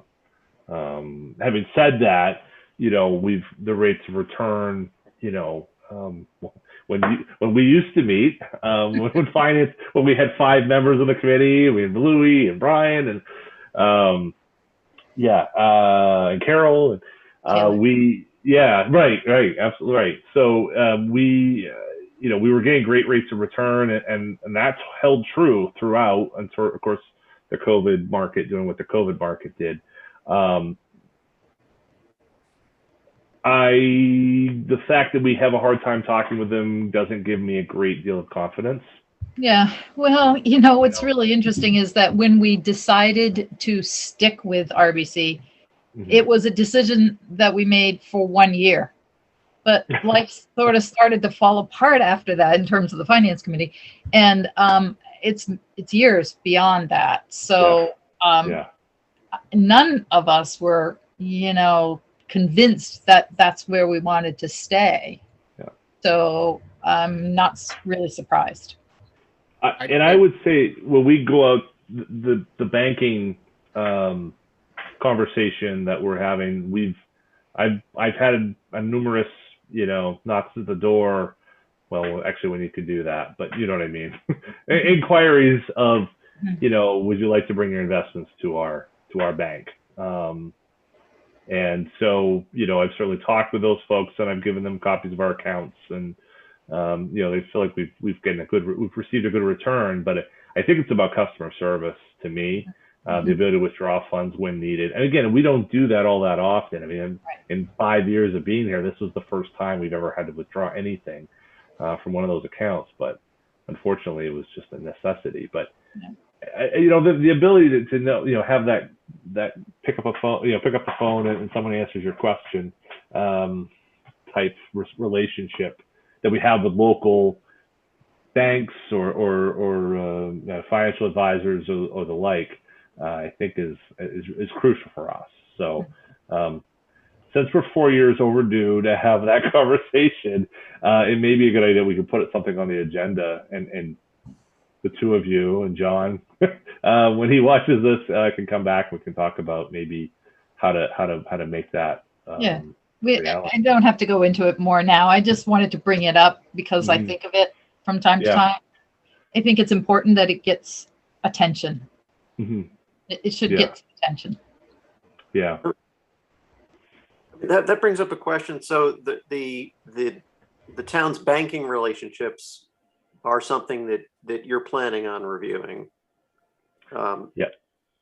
And Yeah. the Yeah. investment advisor, is that just a responsibility of the town manager now that we have a manager? How do those decisions get made?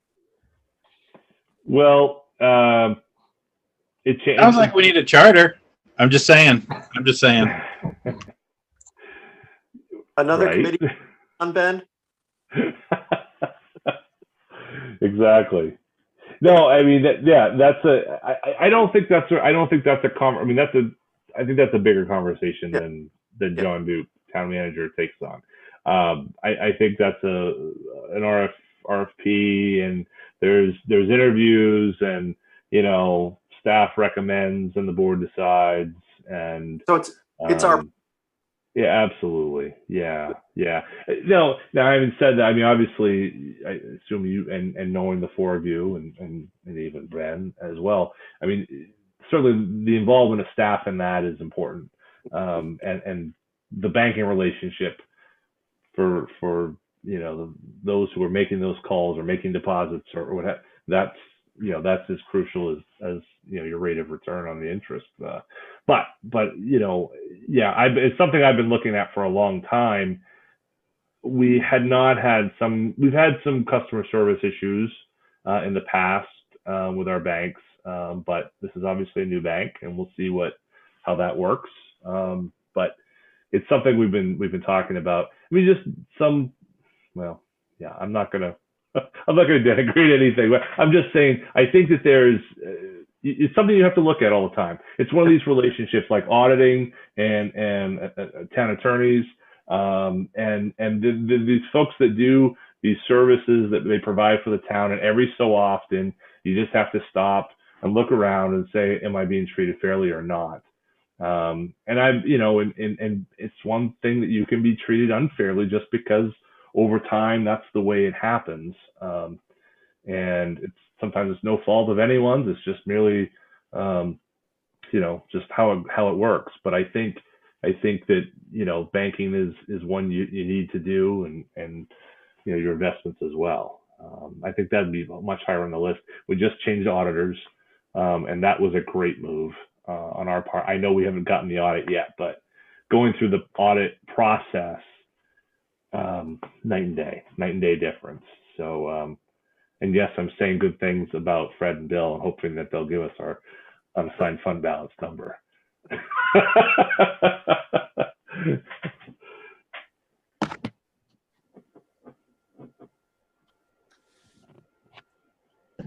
I think we're good. Okay. Thank you very much for being a part of this, and that's great. And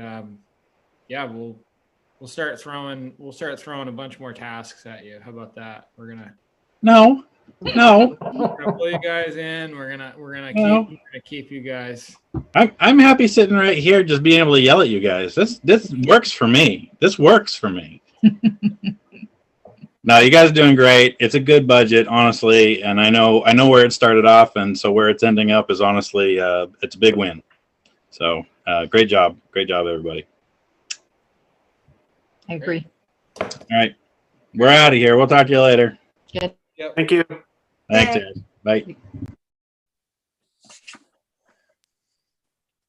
All right. So does the board want to have any further discussion on things? Do we want to push forward with this being presented on Monday? We still can make changes on Monday. Is that correct, John? Yep. We Still can. make changes on Monday. Do we feel like we need to meet again before Monday? No, I don't think so. I think we're So Okay. let me just. That's a good question. I'm glad you brought that up, Joel. So what we typically do is, so if there were any changes on the revenue side, okay, we don't have to. That doesn't change the warrant, and it doesn't change what's presented to the town. The only thing that would change on the warrant would be anything on the expenditure side. So if you guys are set with the expenditure side, we can get the ballot printed and the warrant done. That's really the main question at this point.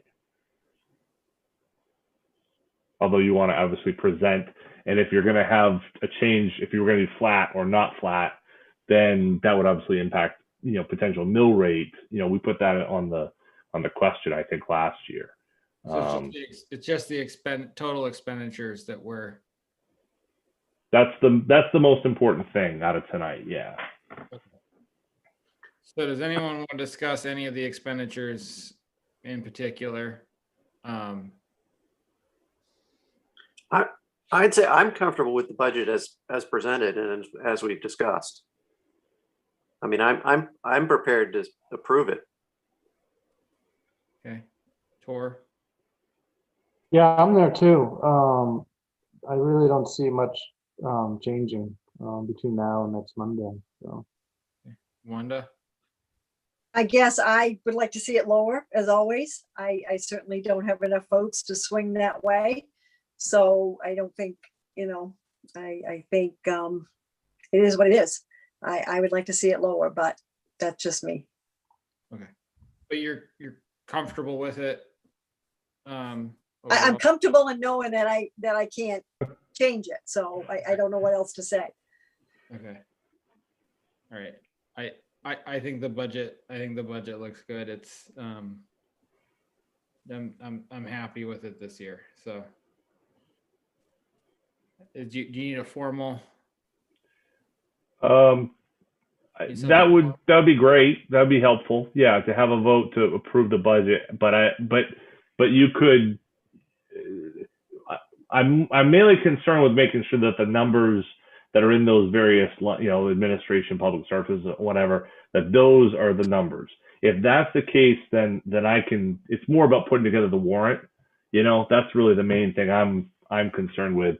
But if there was some changes or potential changes in terms of use of fund balance, it would be good to know that now, or what the process is by which that decision will be made. I would sort of echo what John said earlier, in that I think if we come up with a good long range plan to use it wisely, I think that's where I would feel most comfortable going with the use of fund balance at this point. And I don't feel comfortable doubling our use of it this year, with that expectation of, again, doubling and maintaining that. So I would say from the budgets that I've seen and where we've started to, use this fund balance, I think this is a good step to maintain it. But I would say that I'm happy with the total budget the way it's set out. So one quick question: when we write up the warrant, are we going to write up how it is spelled out to the residents? So are we looking to do one lump sum again, or are we looking to break it out per category like we did every year but last year?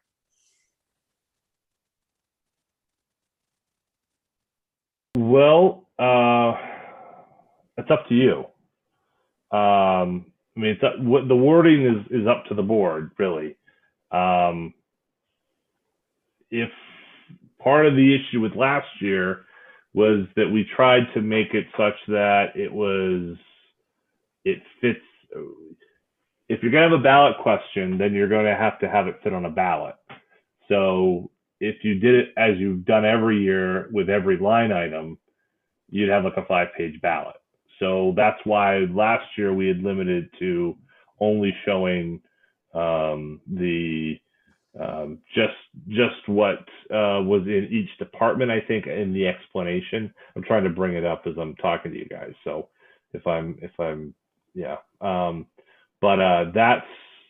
that's usually what that's what we had worked on last year. But if the four of you want to do it organize it differently, that's really up to you guys to determine.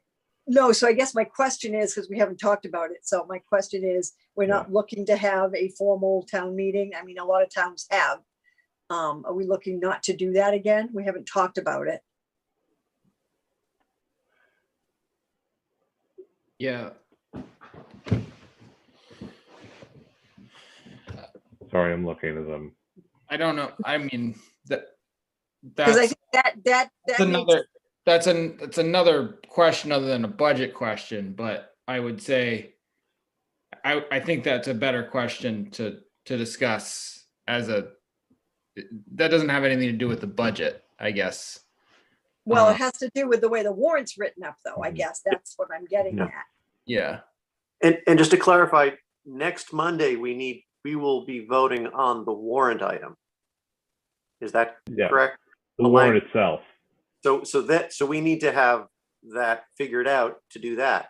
Tonight, we could just vote to approve the budget, and then Monday, and whether we have the discussion, now or some other time, we do have to figure out what the format of the voting is, so that will inform the language of the warrant item. Correct. That's exactly, yes, that's right. I'm just trying to get the numbers, as many of the numbers filled out ahead of time. I did find the last year's warrant if you wanted to look at it, but all that, it just shows the the categories and whatnot. Well, but why don't I move that we approve the budget as presented. I guess that's the motion. Okay. Do we have a second? Second it. For any discussion? All those in favor of the budget as presented? All those opposed? Okay, so it passes 3-0. 1. 3-1. Or 3-1, sorry. So now I guess the question of, we can talk about town meeting, what we're doing. You want to see? You want me to show it on screen? Is there interest in that? Okay.